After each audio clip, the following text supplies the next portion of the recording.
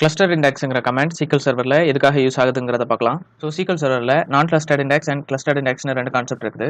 ரெண்டுமே பேக்கெண்டில் உங்களோட கொரி பெர்ஃபார்மன்ஸை இம்ப்ரூவ் பண்ணுறதுக்காக தான் யூஸ் பண்ணுவோம். நான் கிளஸ்டர்ட் இண்டெக்ஸ் ஃபிசிக்கலாக சேஞ்சஸ் எதுவும் அஃபெக்ட் பண்ணாத டேபிளில், ஆனால் கிளஸ்டர்ட் இண்டெக்ஸ் உங்களோட டேபிள் ஸ்ட்ரக்சரை ஃபிசிக்கலாக அஃபெக்ட் பண்ணும். இப்போ பார்த்தீங்கன்னா எங்கிட்ட ஆர்டர்ஸ்னு ஒரு டேபிள் இருக்குது.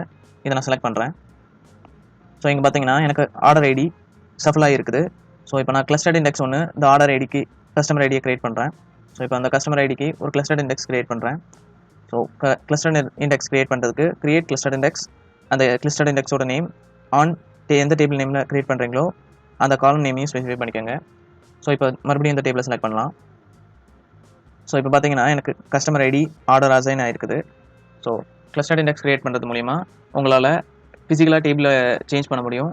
நீங்கள் எந்த டேபிள் பிரைமரி கீ பேஸ் பண்ணி கிரியேட் பண்ணாலும் ஒரு கிளஸ்டர்ட் இண்டெக்ஸ் உங்களுக்கு ஆட்டோமேட்டிக்காக கிரியேட் ஆயிரும். ஒரு டேபிளில் உங்களால் ஒரே ஒரு கிளஸ்டர்ட் இண்டெக்ஸ் தான் கிரியேட் பண்ண முடியும்.